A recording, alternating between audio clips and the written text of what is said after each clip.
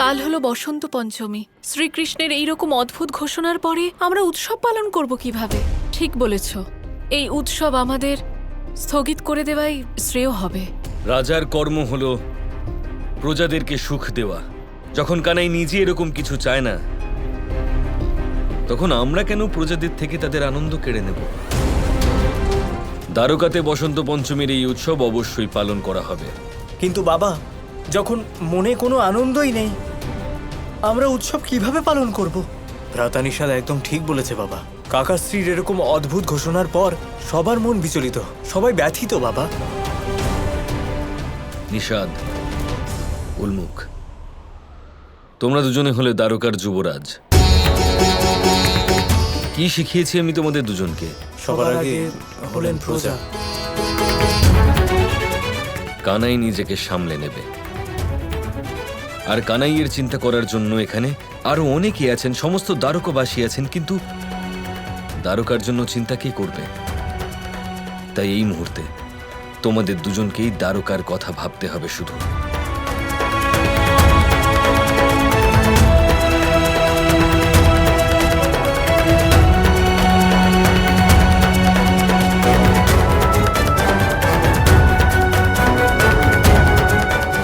বসন্ত পঞ্চমীতে মাতা সরস্বতীর পুজো অবশ্যই হবে।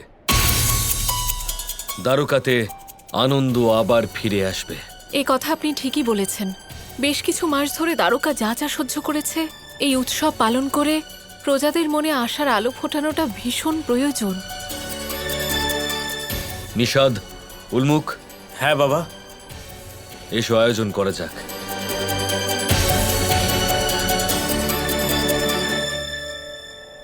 সবাই কিন্তু খুব ভালো করে সাজাবেন এই জায়গা। মা সরস্বতী যেন প্রসন্ন বোধ করেন, ঠিক আছে?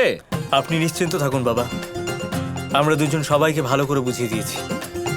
মা সরস্বতী, মা সরস্বতী, দ্বারকাধীশের জয়, দ্বারকাধীশের জয়, দ্বারকাধীশের জয়, দ্বারকাধীশের।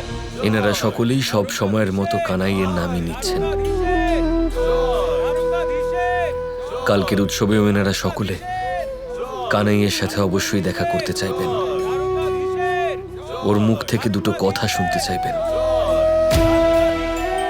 হয়তো ওর হাতেই এই পুজো হওয়া দেখতে চাইবেন, কিন্তু কানাই ওখানে রাধাকে সামলাবে নাকি এখানে নিজের প্রজার সাথে বসন্ত উৎসবেরই পুজোতে অংশগ্রহণ করবে? জানি না কানাই কি করবে। এ কেমন বিড়ম্বনায় ফেসে গেছে আমার কানাই।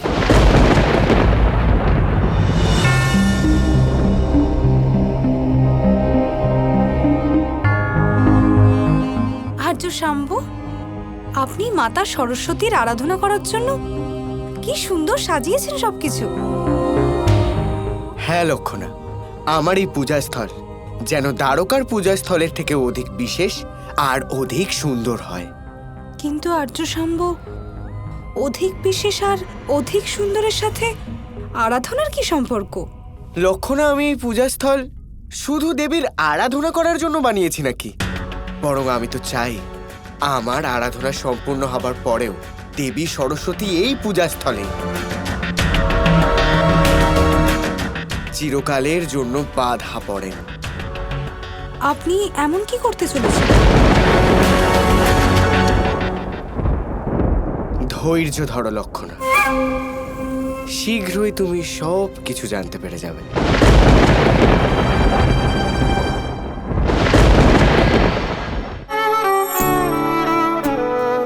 কত কঠোর শাস্তি দিতে চলেছ তুমি নিজেকে?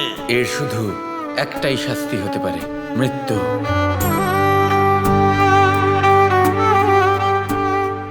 আমার মৃত্যু এইভাবে হবে রাধা, অকালে।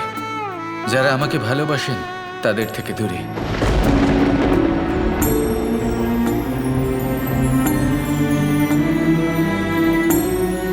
রাধা, আজ হলো বসন্ত পঞ্চমী, আর এখন প্রথম প্রহর এই তিথির। আমাদের দেবী সরস্বতীর আরাধনা শুরু করে দেওয়া উচিত। না, আমি কারোর পুজো করতে চাই না। তুমি কি বলছো রাধা? তোমার দেবী সরস্বতীকে এভাবে অপমান করা উচিত নয়। আমি যে দ্বন্দ্বের মধ্যে, আগে সেটা মিটিয়ে নি, ততক্ষণ আমি কোনো পুজো করব না। প্রেমই আমার পুজো। রাধা, তোমার কথা আমরা বুঝতে পারছি, কিন্তু তুমি কি এই কথাটা সমস্ত দ্বারকাবাসীকে বোঝাতে পারবে? ওখানে সবাই তোমার জন্য অপেক্ষা করছে। দেখো, আমি আরতির থালা নিয়ে এসেছি, এটা নাও আর দ্বারকাবাসীদের এই নিরাশা থেকে মুক্তি দাও। এরম করো না সত্যভামা। আমার হাত, আমার হৃদয় কাঁপছে। কোনো দেবী, কোনো দেবতা কৃষ্ণকে মৃত্যু ঘোষণা করতে বারণ করলেন না। আমার শ্রদ্ধা শূন্য হয়ে গেছে।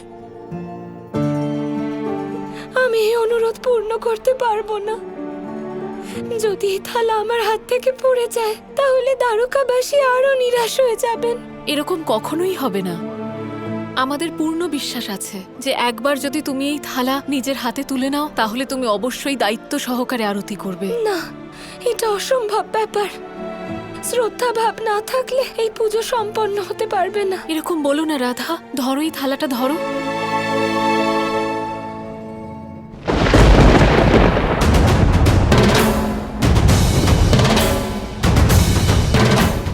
এর শুধু একটাই শাস্তি হতে পারে, মৃত্যু। আমার মৃত্যু এইভাবে হবে রাধা, অকালে। যারা আমাকে ভালোবাসেন তাদের থেকে দূরে।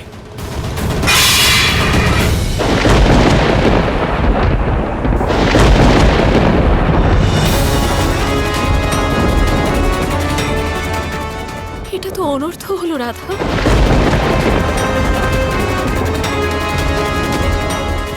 যখন মনে শ্রদ্ধাই নেই, তখন এই পুজো সম্পন্ন হবে কি করে? আমি শুধু কৃষ্ণের জন্য পুজো করতাম, এবার কার জন্য করব? কৃষ্ণ তো নিজেই আমায় দূরে করে দিল।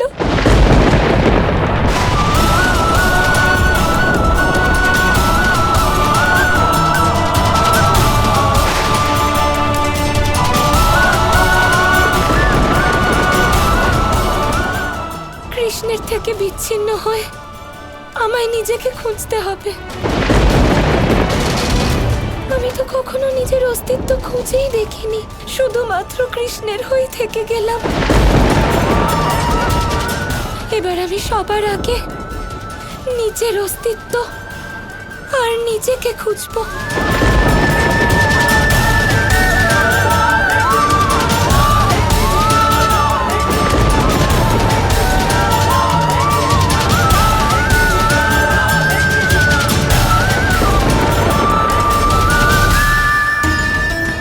এবার রাধার কি হবে? কত ভেঙে পড়েছে ওই সময়।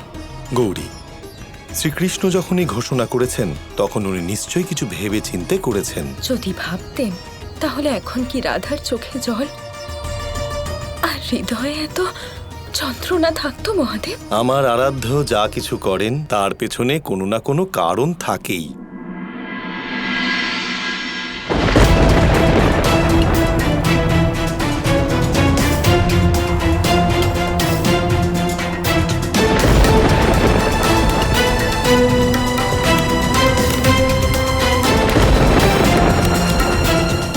রাধা কিছু বলেছে?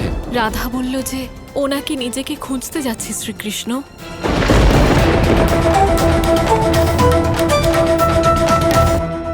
শ্রীকৃষ্ণ মানভঞ্জন করলে সত্যিটা কি পাল্টে যাবে? কৃষ্ণ এই ঘোষণা করে উনি রাধাকে কত আঘাত দিলেন। নারীর প্রেমের কি এই মূল্য মাত্র, যে পুরুষ যখন চাইবে তার থেকে আলাদা হয়ে যাবে? এটা হলো প্রেমের যাত্রা গৌরী, যা চিরকালই খুবই কঠিন। মনে করে দেখো, আমরাও তো এই যাত্রা অনেকবার করেছি। তুমি সতী হয়ে জন্মেছিলে, আর তারপর নিজের প্রেমকে প্রাপ্ত করার জন্য তুমিও কঠোর তপস্যা করেছিলে, আর তারপরে সংসারে দেবী পার্বতী রূপে ফিরে এলে। রাধাকেও এই তপস্যা করতে হবে, আর তারপরে রাধাও একজন সাধারণ নারী থেকে দেবী হয়ে উঠবে।